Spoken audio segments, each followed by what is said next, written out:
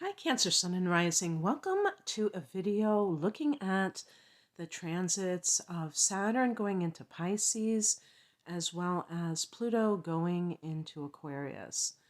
And I'm going to discuss their current placements first because, especially in the case of Pluto, Pluto has a very long transit through each sign. It's a generational planet, so it moves very slowly. And in 2023, even though it gets up to 0 degrees something minutes of Aquarius, it does go back into Capricorn. And in the case of Saturn, once it goes into Pisces, it will stay there, but not get very far. So I'll start with Saturn. Saturn hasn't been in Pisces for almost 30 years. So if you're old enough, you can look back and see what was happening in your life and see if a similar theme is reemerging. But the wonderful thing about it is that you can never enter the same river twice. So even if you can totally see how something is repeating itself, you're going to be different by virtue of all these years that you've lived on this earth. So, hopefully different means improved, but certainly you will have experienced so much in between that it'll be a whole new take on whatever that is. And for Cancer people, Pisces is a fellow water sign, so it can also be harmonious in a certain way, which is helpful because Saturn can be a particularly challenging, transit wherever it lands. And we just want to experience the good side of Saturn because there is a good side. So let's talk about, the last few years when Saturn has been in Aquarius. And this for you has been the eighth house. And for those people who are coupled, you may have found that you were the sole breadwinner or that you were earning most of the money, and this could be for either males or females. And the reason I say that is because Cancer is a more traditional sign. So if you have a male-female relationship and the male, your partner, is not able to work for some reason, let's say you're a woman, a female Cancer, and your partner is a man and he can't work, you may have had to take over, and that might have created a little bit of friction, not just on his side, but on your side, because you may have assumed that you were going to be quote unquote taken care of, even though Cancer is a sign that does take care of others. It's just one of those things that can come along and force somebody's hand, and if they're not used to it or if they have resistance to it, it can create friction.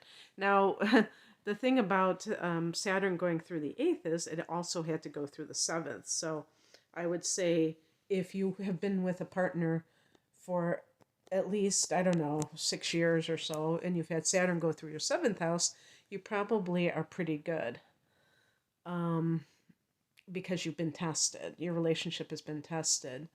But in any case, and of course, Pluto has been going through your seventh house of committed partnership, and I'll get to that. But I know a couple where the woman was or is a Cancer, and her long term marriage ended during this transit of Pluto in Capricorn, and it might have even been when Saturn was also in Capricorn. So in those particular cases, that was super challenging for a lot of people, and some people unfortunately did not survive. Their marriage did not survive. And I really shouldn't say unfortunately, because I do believe that everything does happen for a reason, even the things that seem unpleasant or seem like they shouldn't be happening, that they're ultimately for the highest good. So anyway, so Saturn has been in your eighth house, and for some of you, this has meant that you have had to kind of pay back debt. Cancer people are very aware of the material energy, and you tend to be very good savers.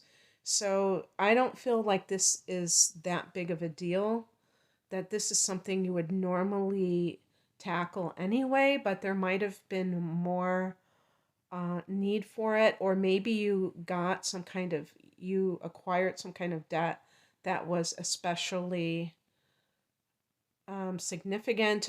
They say that when Saturn transits your eighth house, you shouldn't acquire debt, but you should rather pay it off. But, I mean, let's say you're in your late 20s or early 30s and you've never owned a home or something like that. That might have been getting a mortgage or something. Speaking of being in your late 20s, early 30s, if any of you out there are in that age range, you may have either just had your Saturn return in Aquarius, or you're poised to have it. Your first Saturn return happens when Saturn goes back into the sign it was in when you were born. And so you would have to check your chart to see where Saturn, what sign Saturn is in, to get the specifics on it. And it's really, the first Saturn return is about growing up. And that is kind of a little bit tricky, because some people do grown up things at a way earlier age. You have teenage parents, you have entrepreneurs who create successful businesses right out of high school in their early 20s. Maybe they didn't even go to college, who knows? It's not always going to be the same trajectory, but this is kind of the foray into full-blown adulthood, the first Saturn return. And then some of us are having our second Saturn return, and I'm not a Cancer, but I'm having, or Cancer rising, but if you are in your late 50s, and you're going to be having your second Saturn return, and this is more of an assessment of how far you've come. And, in a lot of ways, I think like the midlife crisis is could be connected with this, even though this is later on than we typically see as midlife, because people feel like they go, what have I done with my life? Even if they've, maintained employment for 30 plus years, and they have saved money, and they have a house, and all these outer achievements, they may still feel unfulfilled inside. And so, because Saturn represents kind of bearing down on things and the reality of things, this can create a crisis of sorts for some people, where they, feel that maybe they didn't do enough, or they made the wrong choices, things like that. And in some cases, they might feel like they did do the right thing. So I'm not saying it would necessarily be bad, but it really is about being realistic and not being in denial over things that have happened. And then I was joking that, some people have their third Saturn return, and I never hear about that. because, there are people who live to be in their late 80s and going into their 90s. And I don't know how many are listening to this video, but I'm sure they're out there and living their best life. And I don't really know what that represents, although I would say that to me, it's more of a spiritual thing. Like, are you ready to leave this world? Have you, acquired the wisdom to leave this world in a graceful way instead of going kicking and screaming or being afraid? Although, those are definitely, I think, human responses sometimes, but I'm just saying, like, in the best possible way. People can actually evolve to that level. So, anyway, another thing that the eighth house represents is metaphysical pursuits. Saturn rules the 10th house of career, so any place that Saturn is transiting could be an area of interest for you, an area of training for you career wise, including this area, which is metaphysical, which is astrology or the tarot. And you are serious about it. Saturn is very serious. So, anyway, that's the eighth house. And starting on March 7th, Saturn moves into Pisces, and that's the ninth house. And I just want to remind people that this is a general reading, and so how your cusps are laid out in your natal chart or your solar chart, that's going to depend on your particular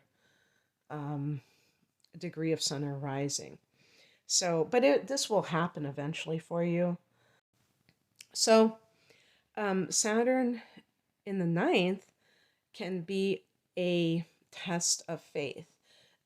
The ninth house to me is more like traditional religious or philosophical schools of thought. So, even atheism I would put in the ninth house, because that's a philosophical um, belief system that there is not something, which is kind of a funny belief system, a lack of something.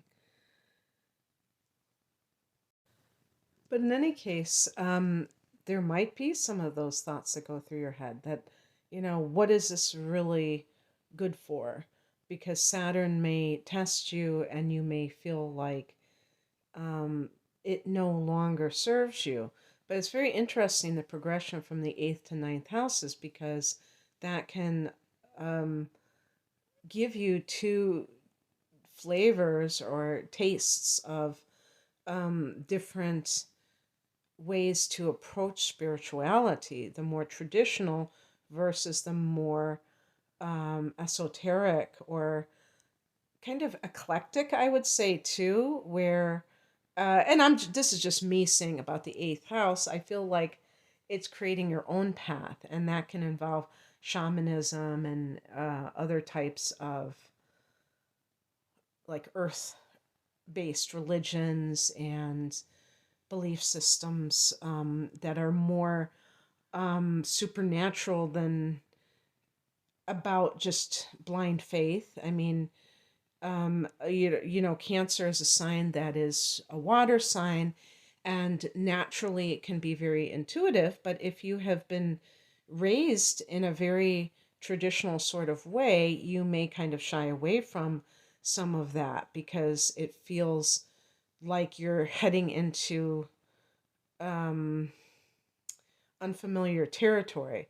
So, what could happen is, and this might even be with your partner, where all of a sudden your beliefs have changed, and you no longer have that in common. And so that is one of the things that causes you to split up, but also just within your own self that you kind of buck against tradition, because Saturn can be that tradition, and yet you may feel like, hey, I don't resonate with this dogma anymore. So there's so many possibilities. Also, Ninth house can be expansion through the mind, through higher education. Some of you may take this so seriously that you actually want to work in academia.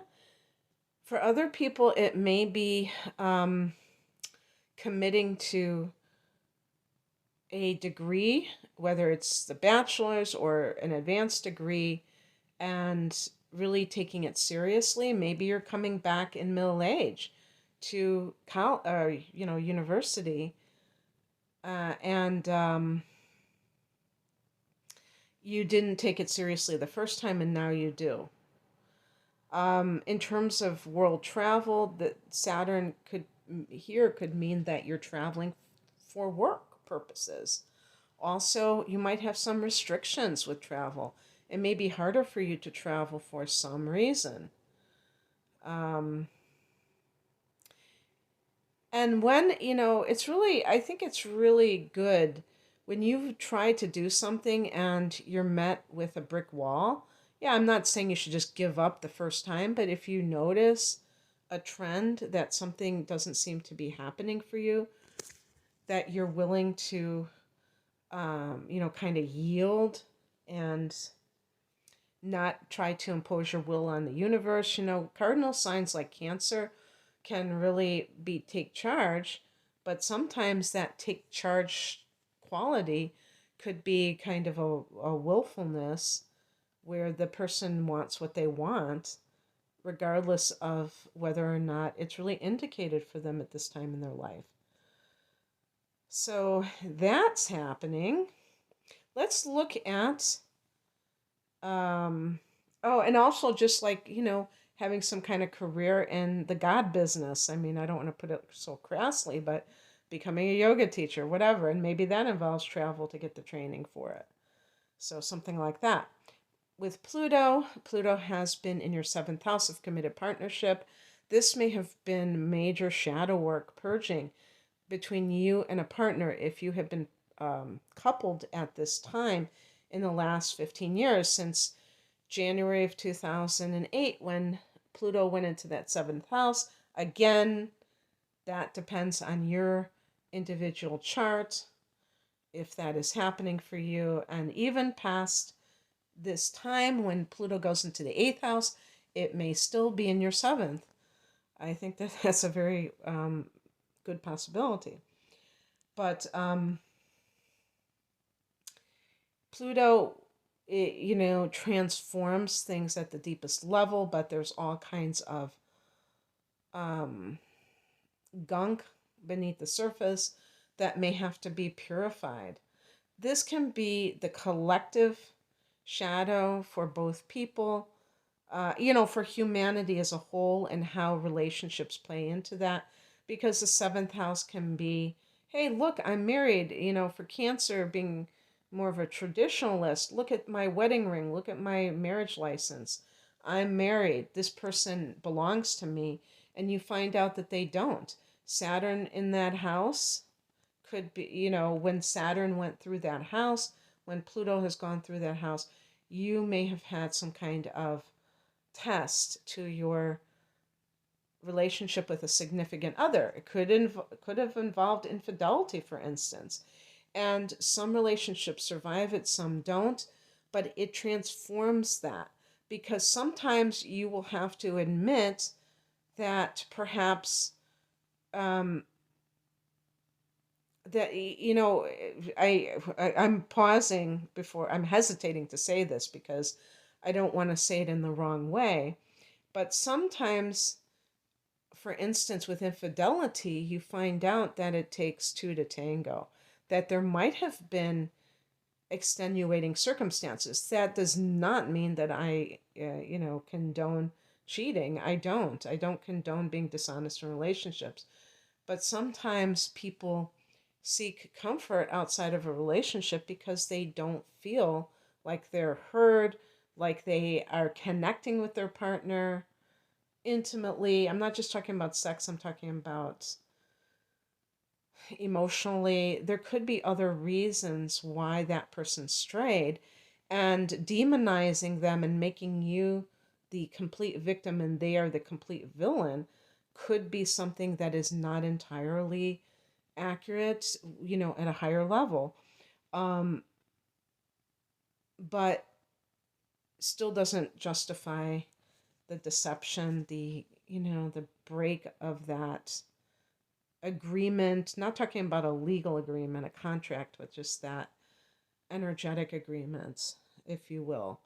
So that kind of thing can transform you in a good way if you stop seeing another person as your property. And I don't mean that in an accusatory way, but Cancer people do cling to those that they love. It's not exactly the same as Taurus, which is known for possessiveness in a very, front and center way. With Cancer people, there's just that, maybe that codependency, that you want to just always be connected to that person in every aspect, instead of remembering that both of you are individuals within a partnership. You should, that doesn't mean you have to let go of your individuality in order to function as a partnership. So there may have been some tough lessons with Saturn and then Pluto, um, through this house, and now you're dealing with Pluto in the eighth house. Isn't that fun? I'm laughing because Pluto rules the eighth house along with Mars under the sign of Scorpio. This is a house of shadow work. But this can be very good. Like, for instance, let's say a significant relationship in your life did break up in the past 15 years. The eighth house can be psychotherapy. So you stop, expecting relationships to like be the end all be all in your life, and you see how you need to um you need to look at yourself, basically. This can be that shadow work, looking at what you don't want to look at, what is hard to look at, and what you've shoved under the rug. For Cancer people, this can be especially in the realm of relationships, because you're water sign, so you're very people oriented, and it can include your family of origin. You rule the fourth house of home and family, so Cancer is the mother, but even male Cancers may have that super nurturing uh, instinct. However, have you been nurturing yourself? Maybe that's what I'm talking about with codependency, neglecting the self in favor of obsessing about another person. And so beginning to unravel, why you did that. What were you hoping to gain? What did you think was, what did you think you were going to accomplish through that? And being able to then move forward and, see life from a new perspective, where you are able to walk and chew gum at the same time. You're able to take care of yourself while also taking, I don't know if taking care of those you love, but nurturing those you love, and yet not losing yourself in other people. So that can be very helpful. And the eighth house can involve taboos, secret shame. All of these things can come up for you. And, traditional psychotherapy to me is a legitimate form of shadow work, if you find the right person who is willing to really dive into that in a deep way. And also, I personally feel provide a constructive game plan, not just somebody who wants to talk about the past, but really wants to bring it to the present and future, because the past is dead in terms of it's gone. But with Cancer, the past is like sometimes more real than the present. And that's something that you have to kind of contend with and learn to let go of. So, but there are other healing modalities as well. This can be a time of great letting go of things that have kept you uh, bound in some way. I think of what's popping into my mind is the Eight of Swords in the tarot of the person who is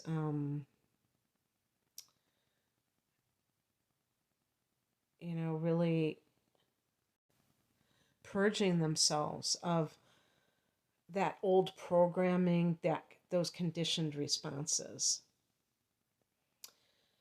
Okay. Oh, and by the way, Pluto can be wealth. The eighth house is other people's money.